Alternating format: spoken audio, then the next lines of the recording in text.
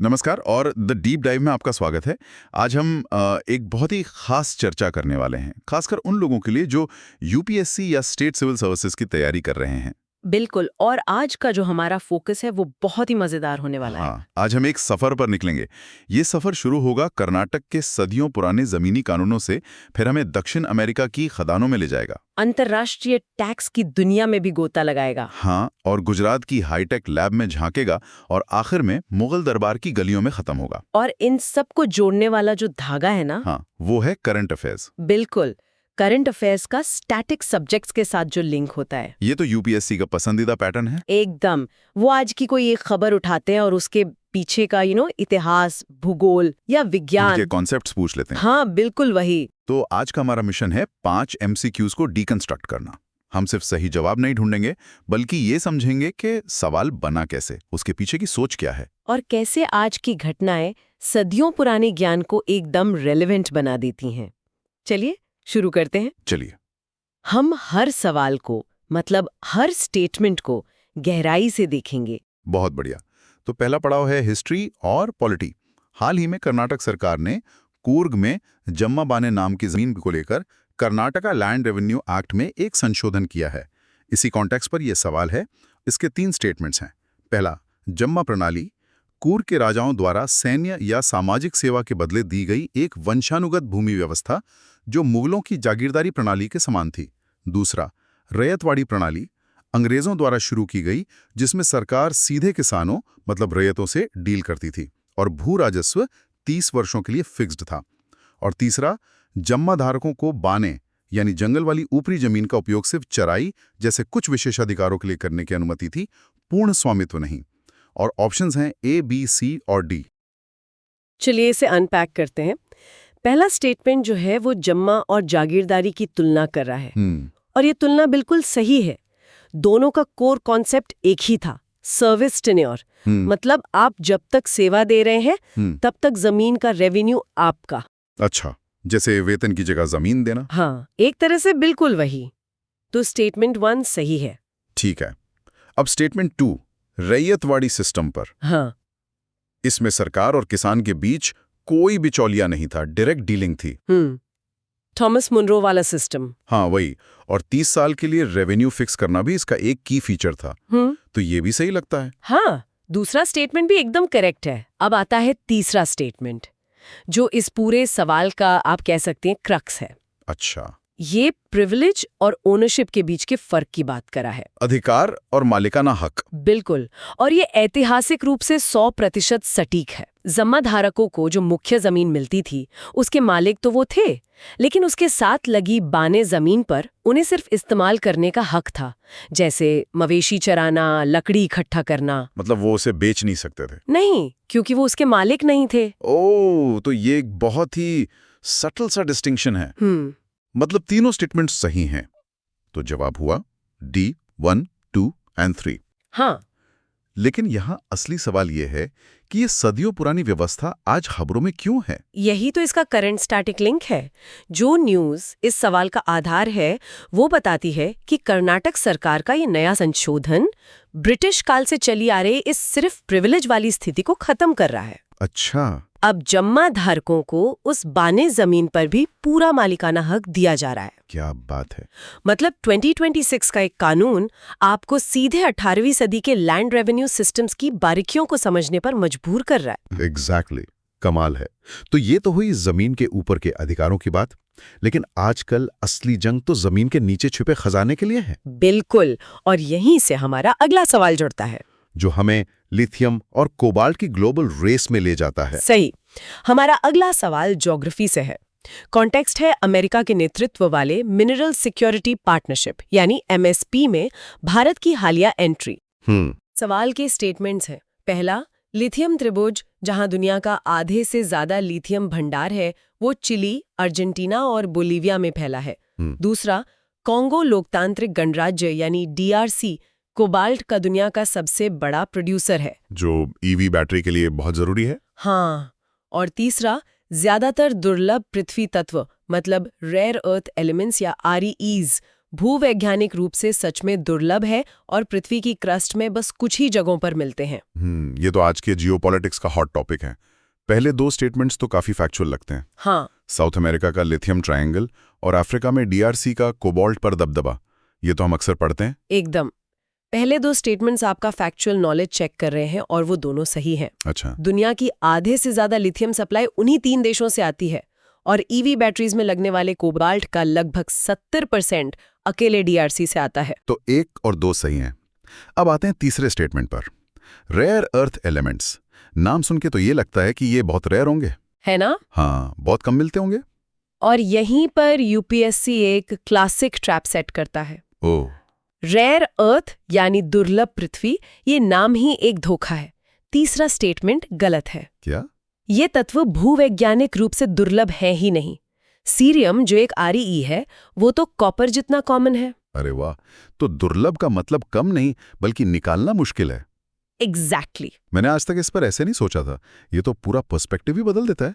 बिल्कुल। असली दुर्लभता इन्हें इकोनॉमिकली वायबल कॉन्सेंट्रेशंस में ढूंढने में है और फिर इन्हें अयस्क से निकालकर शुद्ध करने की तकनीक में है। अच्छा। और वो प्रोसेस बहुत जटिल और पर्यावरण के लिए बेहद हानिकारक है और उस तकनीक पर आज चीन का लगभग एकाधिकार है। ओह, तो ये है असली जियोपॉलिटिक्स। हाँ। अच्छा, तो अगर स्टेटमेंट 3 गलत है तो सही जवाब हुआ A, सिर्फ 1 और 2। सही। और अब मुझे इसका करंट अफेयर्स लिंक भी साफ दिख रहा है। बिल्कुल। जो मिनरल सिक्योरिटी पार्टनरशिप है ना, MSP, वो असल में चीन की इसी दादागिरी को तोड़ने की एक कोशिश है।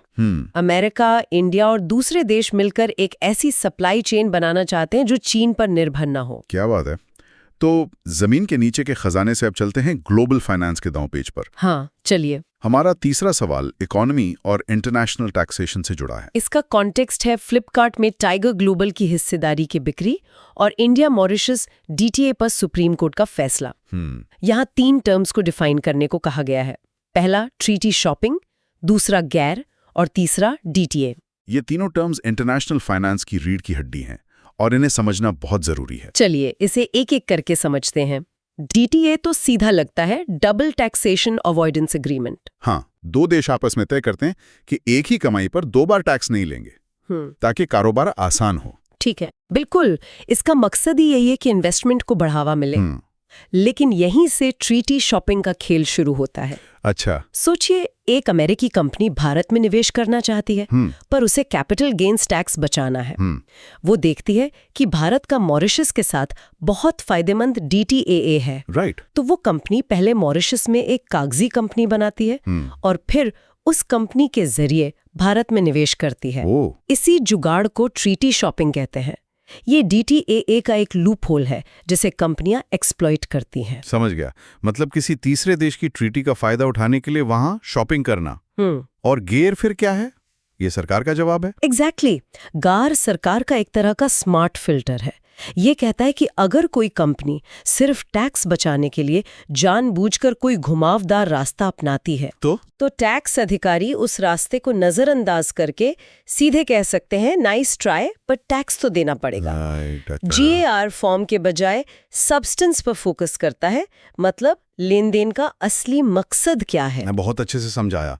तो सवाल में दी गई तीनों परिभाषाएं DTAA, ट्रीटी शॉपिंग और गैर बिल्कुल सही हैं। हाँ। तो जवाब होगा D, 1, 2 और 3। और टाइगर ग्लोबल का मामला इसका परफेक्ट एग्जाम्पल है ना? हाँ बिल्कुल। सुप्रीम कोर्ट ने अपने फैसले में यही कहा कि टाइगर ग्लोबल ने फ्लिपकार्ट की हिस्सेदारी बेचने से हुए मुनाफे पर टैक्स बचाने के लिए मॉरिशस वाले रास्ते का इस्तेमाल किया, जो कि ट्रीटी शॉपिंग का एक क्लासिक मामला था। और गैर के प्रावधान यहाँ लागू होंगे। सही। ठीक है, तो इंटरनेशनल फाइनेंस से निकलकर अब चलते हैं साइंस एंड टेक की दुनिया में। जी। चौथा सवाल। गुजरात में स्टेट फंडेड पहली BSL-4 लैब बनाई जा रही है जो CCHF और इबोला जैसे जूनोटिक डिजीजेस का अध्ययन करेगी। राइट। इसी पर आधारित ये सवाल है, स्टेटमेंट्स हैं। पहला, क्रिमियन कांगो रक्तस्रावी बुखार यानी CCHF एक वायरल बीमारी है जो मुख्य रूप से टिक के काटने या संक्रमित जानवरों के खून के संपर्क से फैलती है।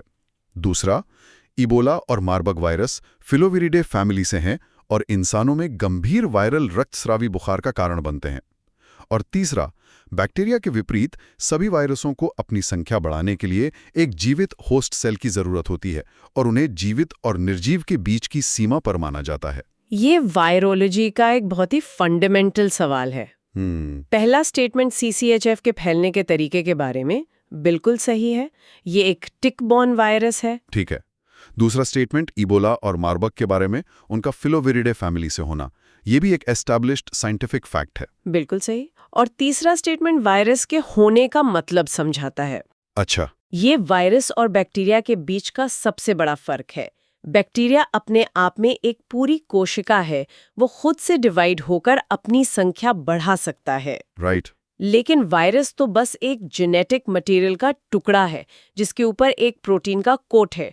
वो खुद कुछ नहीं कर सकता। मतलब उसे अपनी कॉपी बनाने के लिए किसी और की मशीन चाहिए। एग्जैक्टली। उसे एक जिंदा सेल के अंदर घुसना पड़ता है और उस सेल की मशीनरी को हाईजैक करना पड़ता है ताकि वो अपनी हजारों कॉपीज बना सके। इसी वजह से उसे लाइफ के किनारे पर माना जाता है। न पूरी तरह जिंदा, न पूरी तरह मरा हुआ। हाँ, तो तीसरा स्टेटमेंट भी बिल्कुल सही है। तो तीनों स्टेटमेंट साइंटिफिकली करेक्ट हैं। इसका मतलब सही जवाब है डी, 1, 2 और 3। और इसका करंट अफेयर्स लिंक तो सीधा साफ है। हाँ, गांधीनगर में जो BSL-4 यानी बायो सेफ्टी लेवल 4 लैब बन रही है, वो मैक्सिमम कंटेनमेंट वाली लैब होती है। ये CCHF और इबोला जैसे खतरनाक पैथोजेंस को हैंडल करने के लिए ही बनाई जाती है, जिनकी मृत्यु दर बहुत ज्यादा है और जिनका कोई पक्का इलाज नहीं है। बिल्कुल। कोविड-19 के बाद भारत अपने पब्लिक हेल्थ इंफ्रास्ट्रक्चर को मजबूत कर रहा है और ये उसी दिशा में एक बड़ा कदम है। बिल्कुल। और अब इस सफर के आखिरी पड़ाव पर आते हैं, आर्ट एंड कल्चर की गलियों में। चलिए। इसका कॉन्टेक्स्ट है बाबर और बाबरनामा पर हुई एक हालिया बुक डिस्कशन। सवाल बाबरनामा यानी तुजुके बाबरी के बारे में है। पहला, इसे ज़हीरुद्दीन मोहम्मद बाबर ने मुगल दरबार की ऑफिशियल लैंग्वेज फारसी में लिखा था। दूसरा, इसमें सैन्य अभियानों के अलावा हिंदुस्तान के पेड़ पौधों, जानवरों और भूगोल का बहुत डिटेल्ड वर्णन है। और तीसरा, इसका बाद में अकबर के शासनकाल में अब्दुल रहीम खाने खाना द्वारा फारसी में अनुवाद किया गया। ये मुगल साहित्य पर एक क्लासिक सवाल है और इसमें एक बहुत कॉमन ट्रैप है। अच्छा। चलिए, पहले स्टेटमेंट 2 और 3 को देखते हैं। ये दोनों बिल्कुल सही हैं। बाबरनामा सिर्फ एक राजा की आत्मकथा नहीं है, ये उस समय के भारत का एक नेचुरल हिस्ट्री डॉक्यूमेंट है। बाबर ने यहाँ के आम, केले, हाथी सबके बारे में बहुत डिटेल में लिखा है। राइट। और ये भी एक हिस्टोरिकल फैक्ट है कि अकबर के नवरत्नों में से एक अब्दुल रहीम खाने खाना ने इसका फारसी में अनुवाद किया था। ठीक है, तो 2 और 3 सही है ना? इसका मतलब पहले स्टेटमेंट में कोई गड़बड़ है। हाँ। लेकिन फारसी तो मुगल दरबार की ऑफिशियल लैंग्वेज थी ना? है ना? बाबर ने उसमें क्यों नहीं लिखा? यही तो सबसे दिलचस्प बात है और यही वो ट्रैप है जिसमें ज्यादातर लोग फंसते हैं। बताइए। फारसी अकबर के समय में जाकर दरबार की जुबान बनी। बाबर तो एक सैनिक था, एक विजेता था जो मध्य एशिया से आया था। उसने अपनी आत्मकथा, अपनी डायरी, अपनी मातृभाषा चगताई तुर्की में लिखी। ओह, अच्छा, तो ये पर्सनल वर्सेस ऑफिशियल का एंगल है। ये तो बहुत बड़ा फर्क है। जाहिर है, दिल का हाल तो इंसान अपनी जुबान में ही लिखता है। बिल्कुल। दरबारी भाषा में तो बस फरमान जारी होते हैं। बिल्कुल। आपने बिल्कुल सही पकड़ा। यही वो न्यूआंस है जो यूपीएससी ढूंढता है। तो स्टेटमेंट 1 गलत है। तो सही जवाब होगा बी, केवल 2 और 3। हाँ, और इसका करंट लिंक यही है कि बाबर की विरासत और उसका इतिहास आज भी इंडियन हिस्टोरियोग्राफी में एक जिंदा और डिबेटेड टॉपिक है। जैसा कि उस बुक डिस्कशन से पता चलता है। तो आज के हमारे इस सफर का सार यही है कि करंट अफेयर्स को स्टैटिक नॉलेज से जोड़ने की कला ही कॉम्पिटिटिव एग्जाम्स में सफलता की कुंजी है। बिल्कुल। हमने देखा कि कैसे कर्नाटक का एक जमीनी कानून हमें ब्रिटिश भारत की रेवेन्यू सिस्टम्स तक ले गया, या कैसे एक नई लैब की खबर हमें वायरस की फंडामेंटल नेचर को समझने पर मजबूर करती है। बिल्कुल। आज की टेकअवेज में REES के नाम के पीछे का सच, ट्रीटी शॉपिंग का मतलब और बाबरनामा की असल भाषा शामिल है। बात सिर्फ फैक्ट्स रटने की नहीं है, बात ये देखने की है कि कैसे न्यूज में आई एक हेडलाइन आपको सदियों पुरानी पॉलिसी या हजारों किलोमीटर दूर के जियोलॉजी से जोड़ सकती है। यही एनालिटिकल अप्रोच आपको बाकियों से अलग करती है। बिल्कुल। और जाने से पहले श्रोताओं के लिए सोचने के लिए एक सवाल। जैसे जैसे टेक्नोलॉजी, क्लाइमेट और ग्लोबल पॉलिटिक्स बदल रही हैं, भविष्य में कौन से स्टैटिक विषय अचानक सबसे ज्यादा करंट बन जाएंगे? ये बहुत दिलचस्प सवाल है। क्या आज के डेटा प्राइवेसी कानून कल के लैंडमार्क कॉन्स्टिट्यूशनल केसेस बनेंगे? सोचेगा जरूर।